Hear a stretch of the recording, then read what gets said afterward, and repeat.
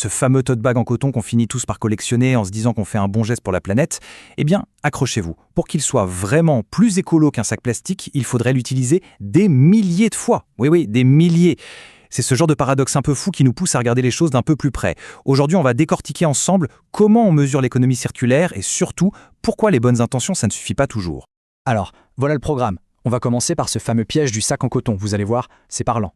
Ensuite, on se demandera pourquoi c'est si crucial de mesurer la circularité. On ira voir les outils des pros, comme le MCI, et les stratégies des 9 R. Puis, on verra comment ces scores peuvent parfois nous induire en erreur. C'est assez surprenant. On va tordre le cou à un très gros malentendu, et on terminera en se posant la question, comment aller au-delà d'un simple chiffre? C'est parti. Ok, alors on plonge direct dans le vif du sujet.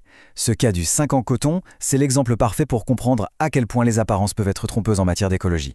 La question est simple. D'un côté, on a le produit naturel, réutilisable, qui donne bonne conscience. De l'autre, le grand méchant sec plastique à usage unique. Le combat semble joué d'avance, non? Eh bien, pas si vite. Et voilà la claque. Pour produire un seul sac en coton, il faut une quantité d'eau, de pesticides et d'énergie absolument astronomique.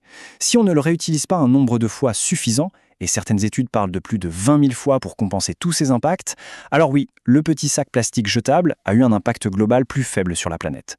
C'est ce qu'on appelle un effet rebond circulaire. On pense faire le bon choix avec une solution qui a l'air circulaire, mais en réalité on aggrave le bilan. C'est complètement contre-intuitif, et c'est pour ça qu'il faut mesurer. Cet exemple du sac nous amène au cœur du problème. Pour éviter ce genre de piège, il faut changer de système. Mais comment on sait si on va dans la bonne direction? Eh bien, il y a une règle d'or. On améliore que ce qu'on mesure. Voilà à quoi ressemble notre système actuel. C'est l'économie linéaire. On extrait, on fabrique, on utilise, on jette. C'est simple, mais c'est dévastateur. Regardez cette courbe qui grimpe, qui grimpe, qui grimpe. Depuis 1900, notre consommation de ressources a littéralement explosé. On a développé une sorte de boulimie planétaire. Et ce modèle se heurte aujourd'hui de plein fouet aux limites de notre planète. L'alternative, c'est donc l'économie circulaire. La fondation Ellen MacArthur, qui fait référence, l'a définie autour de 3 grands principes. D'abord, concevoir les produits pour qu'ils ne deviennent jamais des déchets. On élimine le problème à la source. Ensuite, faire durer. On garde les produits et les matières en circulation le plus longtemps possible via la réparation, la réutilisation et enfin, régénérer la nature. Par exemple, en compostant pour enrichir les sols. On passe d'un cercle vicieux à un cercle vertueux. Forcément, passer de cette belle théorie à la réalité, c'est un vrai défi. Pour une entreprise qui veut s'y mettre, comment savoir si son nouveau produit est vraiment plus circulaire? Comment piloter tout ça? Il lui faut des outils, une sorte de boussole pour être sûr qu'elle avance dans la bonne direction. Et des boussoles, justement, il en existe. On va regarder de plus près 2 des plus connus, 2 outils qui aident à mettre un chiffre sur la circularité d'un produit. Le premier, c'est le MCI, ou indicateur de circularité de la matière. C'est un outil très influent mis au point par la fondation Ellen MacArthur.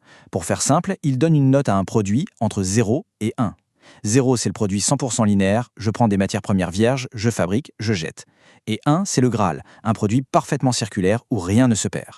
Alors, comment on calcule ce score? En fait, le MCI joue un peu au détective et suit la matière tout au long de son parcours. Il se pose 4 questions clés. 1. D'où vient la matière, vierge ou recyclée? 2. Quelle est l'utilité du produit? Est-ce qu'il est fait pour durer et être utilisé souvent, ou est-ce qu'il est presque jetable? 3. Où va la matière à la fin? À la poubelle ou au recyclage? Et enfin 4.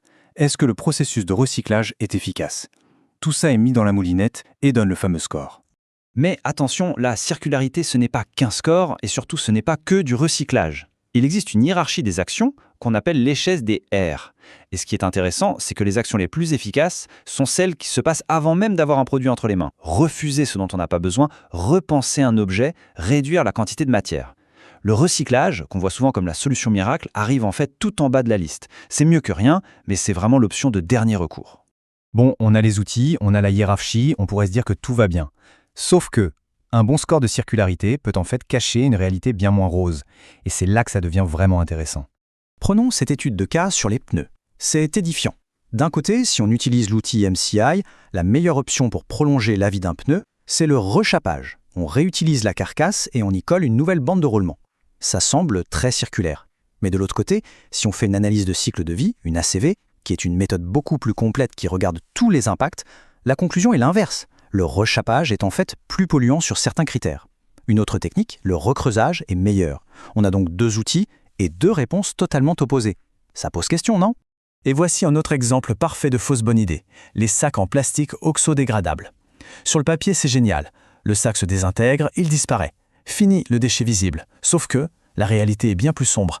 Leur production consomme plus d'énergie et pire encore, ils ne disparaissent pas vraiment. Ils se fragmentent en milliards de particules de microplastiques qui polluent durablement nos sols et nos océans. C'est le cas typique où la solution est bien pire que le problème initial. Tous ces exemples nous amènent au point le plus important de cette analyse. Il faut absolument faire la différence entre deux mots qu'on utilise souvent, comme s'ils voulaient dire la même chose. Cette citation résume tout. La circularité, c'est une stratégie qui se concentre sur les flux de matière. Le but, c'est que rien ne se perde, que la boucle soit bouclée. Mais la durabilité, ou soutenabilité, c'est une vision beaucoup plus large. Ça intègre tous les impacts. L'énergie consommée, la pollution de l'eau, la biodiversité, mais aussi les conditions sociales et l'économie. Autrement dit, un produit peut être 100% circulaire, mais si son recyclage consomme une énergie folle et pollue une rivière, alors il n'est absolument pas durable. C'est là qu'intervient cet effet rebond circulaire dont on parlait avec le sac en coton. C'est un piège redoutable. Si une solution circulaire rend un produit ou un service plus accessible ou moins cher, comme un service de location de vêtements par exemple, ça peut nous pousser à consommer beaucoup plus qu'avant. Et au final, l'impact global sur les ressources, l'énergie, les transports, va en fait augmenter et annuler tous les bénéfices de la circularité. C'est le grand paradoxe. Alors, qu'est-ce qu'on fait? Est-ce qu'on jette tous ces indicateurs à la poubelle? Surtout pas. Mais il faut les utiliser pour ce qu'ils sont, des outils.